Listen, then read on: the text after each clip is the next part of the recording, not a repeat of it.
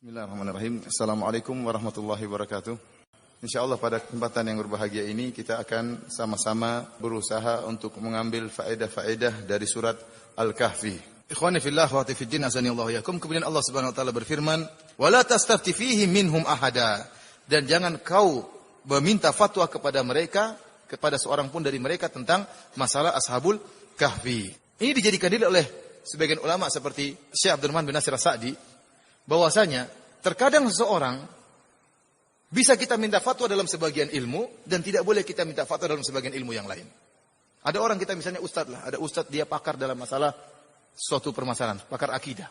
Maka kita bertanya tentang masalah akidah. Namun kita tahu ustadz ini masalah ekonomi ngawur misalnya. Misalnya ya. Bicara berani berfatwa. Tidak menyebutkan dalil. Maksudnya jangan kalau kamu tahu ustadz ini kurang kompeten dalam masalah tertentu, maka tidak usah tanya.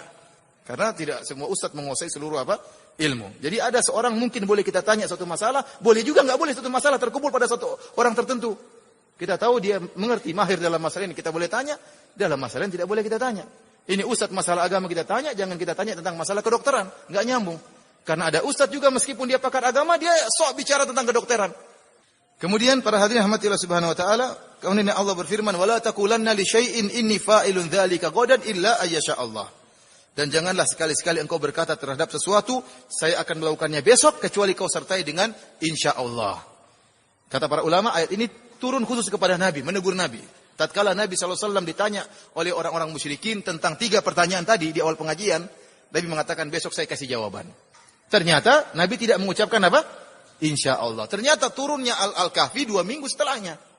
Maka Allah tegur, lain kali bilang apa? Insya Allah. Oleh karenanya, Syekh Abdurrahman bin Nasir As-Sa'di mengatakan kalimat insya Allah adalah kalimat isti'anah. Kalimat minta pertolongan kepada Allah. Seakan-akan kita mengatakan bismillah. Bismillah itu apa? Dengan nama Allah. Ini minta pertolongan kepada Allah. Demikian juga insya Allah. Artinya apa? Kita ingin bertekad melakukan sesuatu, namun kita tidak bisa memastikan. Maka kita katakan apa? Insya Allah. Dengan izin Allah. Seakan-akan kita mengatakan demikian. Ini penggunaan kalimat insya Allah yang benar. Bukan sebaliknya. Insya Allah digunakan dalam rangka untuk meninggalkan perbuatan. Kamu besok hadir enggak ya? Hadir enggak? Insya Allah. Padahal enggak mau hadir. Jadi insya Allah itu kalimat isti'anah. Kemudian oleh karenanya Nabi Sulaiman alaihissalam pernah mengatakan, la atufanna al-laila ala 90 imra'atan talidu kullu wahidatin minhunna gulaman yuqatilu fi sabilillah. Maka dia mengatakan malam ini saya akan berhubungan dengan 90 wanita. Setiap wanita tersebut semuanya akan hamil. Dan semua akan melahirkan seorang anak yang akan berjihad di jalan Allah. Kata malaikat Jibril, kul insya Allah. Bilang insya Allah. Nabi Sulaiman lupa bilang. Maka dia pun berhubungan malam tersebut dengan 90 wanita. Tidak ada yang mengandung semuanya. Kecuali 1 orang, itu pun anaknya lahir dalam keadaan cacat. Kata Nabi SAW, kalau seandainya Nabi Sulaiman mengatakan insya Allah, maka semuanya akan melahirkan anak-anak apa? Yuqatiluna fi sabilillah, fursanan. Mereka akan menjadi para pejuang yang akan berjihad di jalan Allah Subhanahu wa taala. Namun Nabi Sulaiman lupa bilang apa?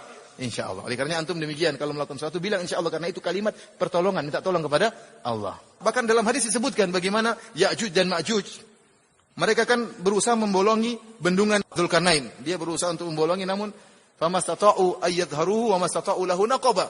Mereka tidak bisa memanjat dan mereka tidak bisa melobangi. Mereka datang ini hari ini mereka bolongin, kemudian mereka tinggalkan, besok tertutup lagi. Mereka bolongin lagi, tertutup lagi, Allah tutup lagi. Satu saat mereka bolongin, kemudian pimpinan mereka mengatakan, besok kita lanjutkan insya Allah.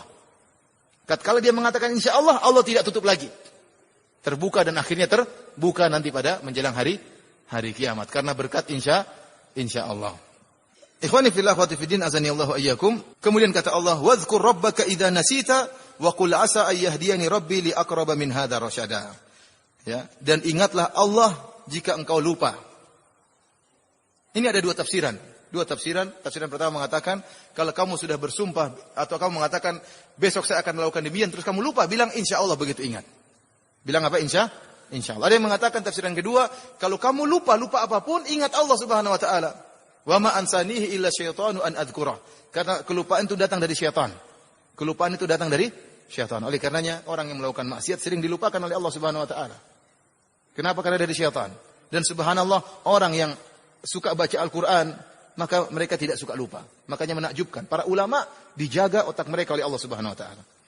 Ikhwani fil azani Allah wa iyyakum, kata Allah walabitu fi kahfihim 300 sinina wasdadu tis'a. Mereka tidur di dalam Goa Al-Kahfi selama 300 tahun ditambah dengan 9 tahun.